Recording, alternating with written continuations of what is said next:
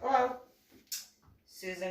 MeeLing, Reverend Susan MeeLing, Reverend MeeLing, Lady Dori, Belle. I've been known by a few different names, quite a few. Not in a trying to hide sort of way, because I do not camo. Just different nicknames. I've had quite a few over the years for a long time. So I'm going to continue on in regards to reading of the Book of Mormon, and in Book 1 Nephi of chapter 2, going to read that and give certain commentary. So Lehi takes the family into the wilderness by the Red Sea. They leave their property. Lehi offers a sacrifice to the Lord and teaches the sons to keep the commandments. Laman and Lemuel murmur against their father. Nephi is obedient and prays in faith.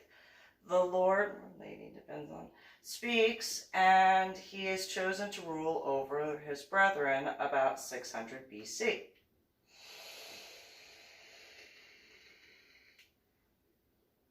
For behold, it came to pass that the one spake unto my father, yea, even in a dream, and said unto him, Blessed art thou, Lehi, because of the things which thou hast done. And because thou hast been faithful and declared unto these people the things which I commanded thee, behold, they seek to take away thy life. And it came to pass that the one commanded my father, even in a dream, that he should take his family and depart into the wilderness. And it came to pass that he was obedient unto the word of the one, wherefore he did as the one commanded him. And it came to pass that he departed into the wilderness, and he left his house and the land of his inheritance, and his gold and his silver and his precious things, and took nothing with him, save it were his family and provisions and tents, and departed into the wilderness, and came down by the borders near the shore of the Red Sea. And he traveled in the wilderness in the borders which near the Red Sea. And he did travel in the wilderness with his family, which consisted of my mother Sarai and my elder brothers, who were Laman, Lemuel, and Sam.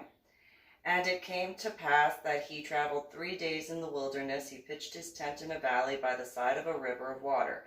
And it came to pass that he built an altar of stones, and made an offering unto the one, and gave thanks unto the one, our God. And it came to pass that called the name of the river Laman, and it emptied into the Red Sea, and the valley was in the borders near the mouth thereof. And when my father saw that the waters of the rivers emptied into the fountain of the Red Sea, he spake unto Laman, saying, O that thou must be like unto this river, continually running into the fountain of all righteousness. And also spake unto Lemuel, O that thou mightest be like unto this valley, firm and steadfast and immovable, in keeping with the commandments of the one. Now this spoken because of the stiff-neckedness of Laman and Lemuel, for behold, they did murmur in many things against their father, because he was a visionary one, and had led them out of the land of Jerusalem to leave the land of their inheritance, and their gold and their silver and their precious things to perish in the wilderness. And this they said he had done because of the foolish imaginations of his heart. And thus Laman and Lemuel, being the eldest, did murmur against their father. And they did murmur because they knew not the dealings of that God who had created them. Neither did they believe that Jerusalem, that great city, could be destroyed according to the words of the prophets. And they were like unto the Jews who were at Jerusalem, who sought to take away the life of my father. And it came to pass that my father did speak unto them in the valley of Lemuel with power, being filled with the Spirit, until their frames did shake before him. And he did confound them, that they durst not utter against him, wherefore they did as he commanded them. And my father dwelt in a tent. And it came to pass that I, Nephi, being exceedingly young, nevertheless being large in stature, and also having great desires to know of the mysteries of God.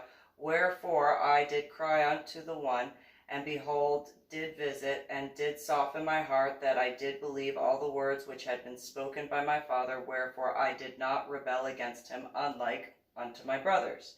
And I spake unto Sam, making known unto him the things which the Lord or the one had manifested unto me by the Holy Spirit. And it came to pass that he believed in my words. But behold, Laman and Lemuel would not hearken unto my words, and being grieved because of the hardness of their hearts, I cried unto the Lord for them, and it came to pass that the Lord, or one, spake unto me, saying, Blessed art thou, Nephi, because of thy faith, and for thou hast sought me diligently with lowliness of heart. And inasmuch as ye shall keep my commandments, ye shall prosper, and shall be led into a land of promise. Yea, even a land which I have prepared for you, yea, a land which is a choice above all other lands. And inasmuch as thy brethren shall rebel against thee, they shall be cut off from the presence of the one. And inasmuch as thou shalt keep my commandments, thou shalt be made a ruler and a teacher over thy brethren. For behold, in that day they shall rebel against me. I will curse them even with a sore curse, and they shall have no power over thy seed, except they shall rebel against me also. And if it so be that they rebel against me, they shall be a scourge unto thy seed, to stir them up in the ways of remembrance. Now, the irony of remembrance in regards to that and the seeds, which seeds are usually put into the ground. 9 times out of 10, yes, that's how it's done, or soil. And then there's my Medal of Honor art project. And while some might have thought it to be weird, I mean, I know that there are plenty of people who thought my Medal of Honor art project was and is weird, and that's perfectly fine. That didn't make my enjoyment of it any less. What made it a nuisance, realistically, had been because of the problems that had occurred from it. I genuinely didn't think anybody would cause problems to of anything that I had done my Medal of Honor art project. I had accepted, not been happy, not accepted in a normal sort of way, but I accepted what occurred, that I could not change the past, as far as what occurred in reference to my daughter as well as my son. I also accepted the fact that I had the head injury on Palm Sunday in 2000, and I deal with the ramifications thereof. What I never thought was ever possible would be anybody would be so egregious as to cause problems for my Medal of Honor art project. I never thought that there was such disrespect and such chaos throughout the world that that would be considered as acceptable behavior by those, as I call them, cherubim ones. I never once thought that anybody would be so arrogant to think that stirring up problems in that regard would be considered as acceptable. And obviously there are compassionate, honorable, and righteous ones who very much understood and understand that what was done in regards to the problems caused was ridiculous, is ridiculous, and goes against my religious freedoms, my First Amendment right of freedom of expression. I did not cause harm anywhere I went. However, because of the fact that I obviously know now that there were those who caused problems, for example, in the state of Montana in 2017, there is that aspect which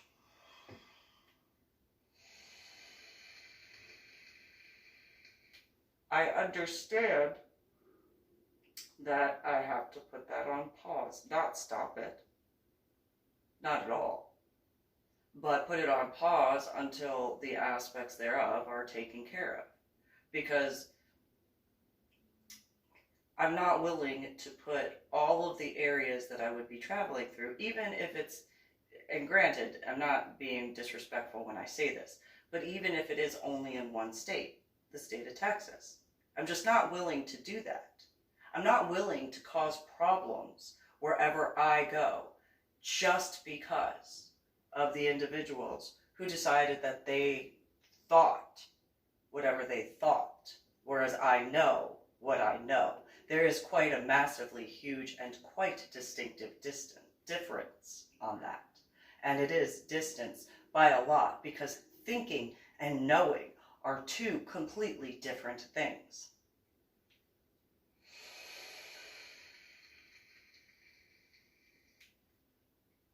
And so I am sure that there were plenty of individuals who spoke against me, despite the fact that I had told everyone that I had been dealing with threats. I had been dealing with issues, and nobody wanted to believe me. Nobody wanted to accept that at that time. And so, in that, I'm sure it has been figured out by now. However, I'm going to continue on with chapter 3 of 1 Nephi. Lehi's sons returned to Jerusalem to obtain the plates of brass. Laban refused to give up the plates. Nephi exhorts and discourages his brethren. Laban steals their property and attempts to slay them. Laman and Lemuel smite Nephi and Sam and are reproved by an angel, meaning Nephi and Sam are reproved. Irony is Sam and Nikki are ones that I sent the books to in the state of Texas, Finding a Silver Lining and Finding the Silver Lining, in print.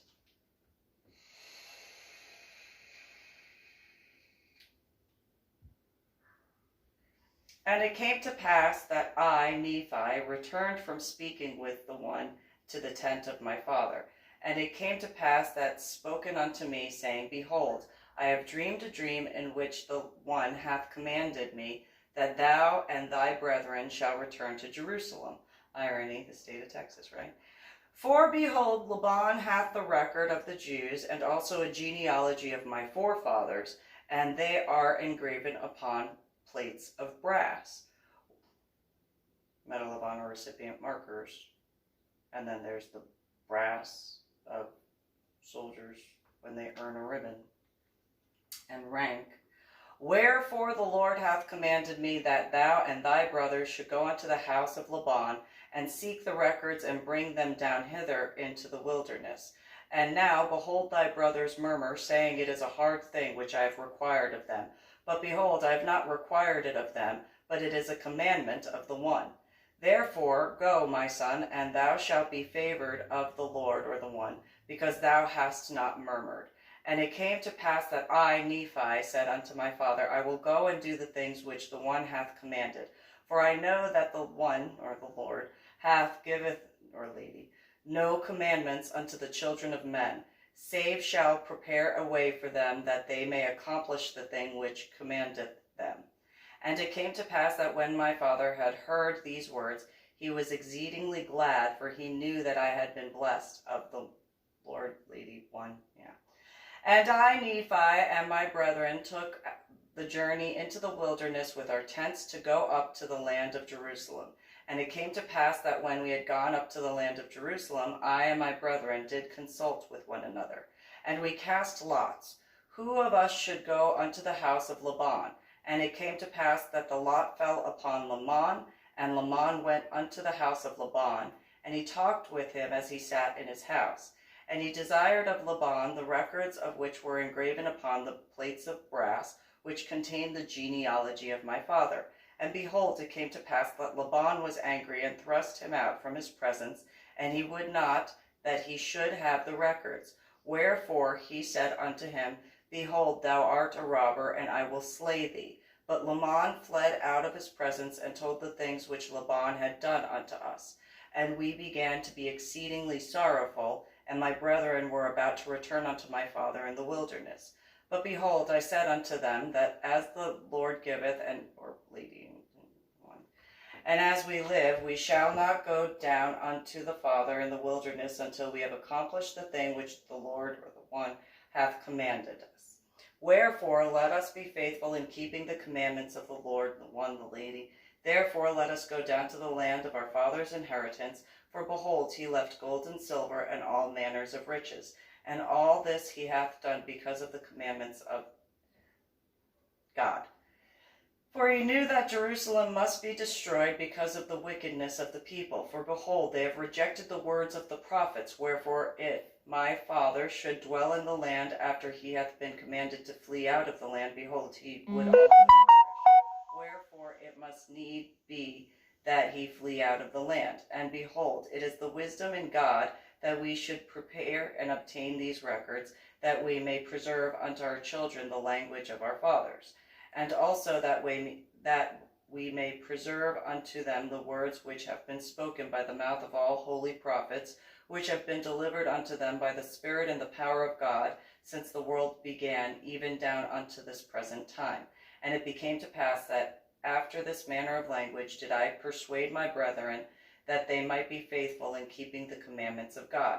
And it came to pass that we went down to the land of our inheritance, and we did gather together our gold and our silver and our precious things. And after we gathered these things together, we went up again into the house of Laban.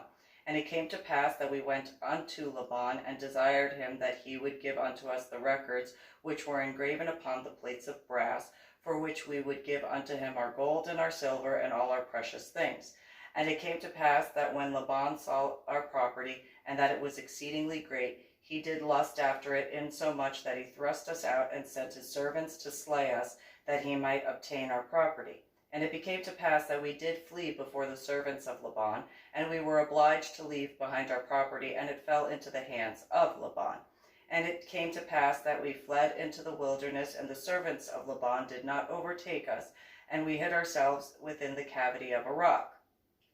And it came to pass that Laman was angry with me, and also my father, and also with Lemuel, and he hearkened unto the words of Laman. Wherefore Laman and Lemuel did speak many hard words unto us, their younger brothers, and they did smite us even with a rod.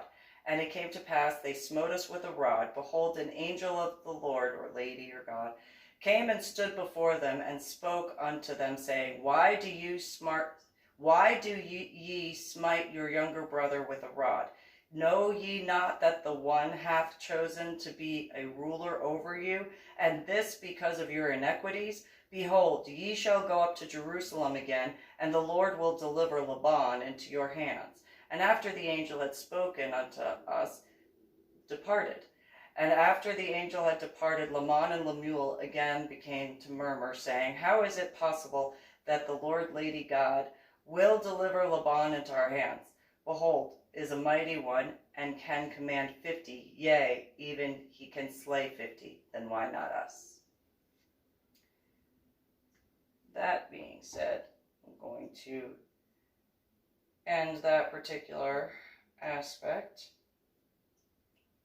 and point out the irony in reference to my Medal of Honor art project being in the wilderness. And then also the wilderness in regards to scuba diving, because of I surprised a lot of people that I brought a tent. Like, most of the scuba divers were actually surprised that I was going to spend the night when I went scuba diving. They thought that I was going to just go back to my house, when it was more simplistic to be in the area. I didn't realize it was that big of a deal. I actually was made fun of as well because of pitching a tent in the backyard in San Antonio. I made a miniature sweat lodge for myself using a tent, and I was out there for 3 nights. I made sure that my children were taken care of, and I was in the backyard on a vision quest sort of thing in my backyard in San Antonio. Did that all on my own. Set up the rocks, set up the tent myself.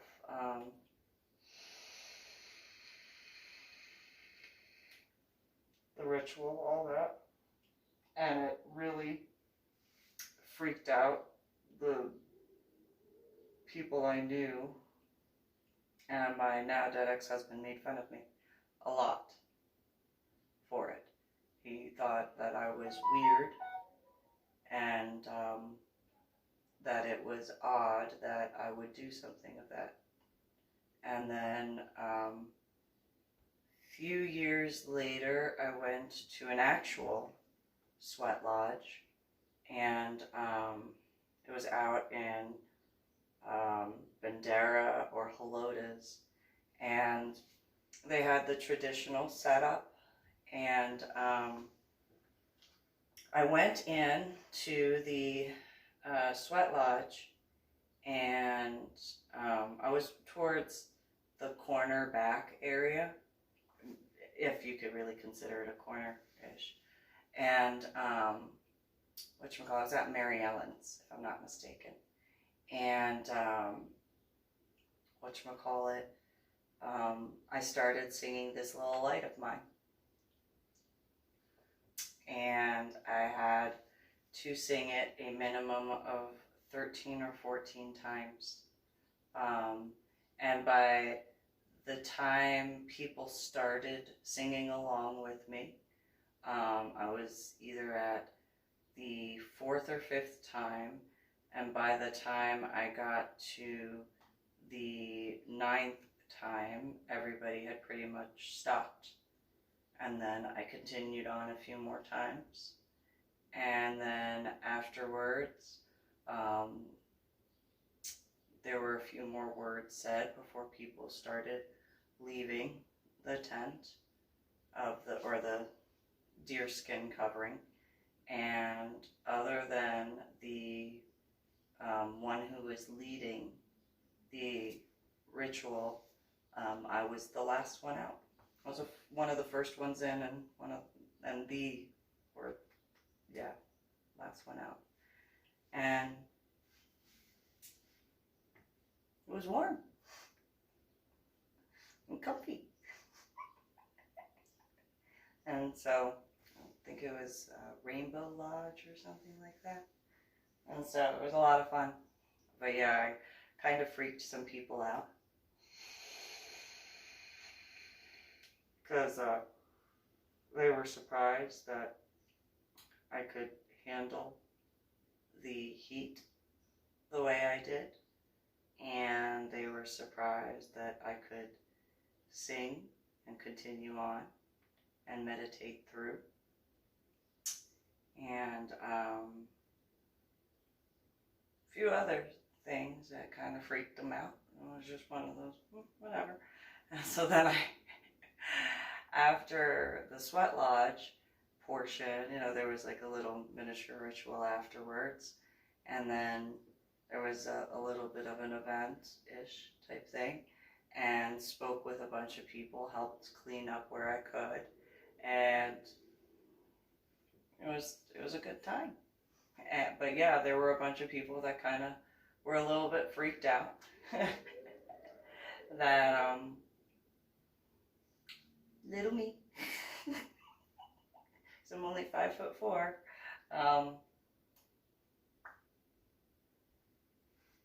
handled the sweat lodge the way I did. And there were quite a few rocks that were put on the fire, or the area of where the fire pit technically was. And so it's kind of interesting. It's a lot of fun though. And so yeah, I did that. That was me. If there were people at the house that were like, who is singing? I didn't think anybody could hear me from that area. I thought I was a ninja. I keep finding ways where I was not a ninja at all, whatsoever.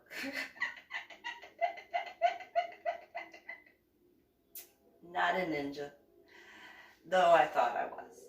So, yeah, that was because there were a lot of people who were just walking around the property of Mary Ellen's and the house. That's me.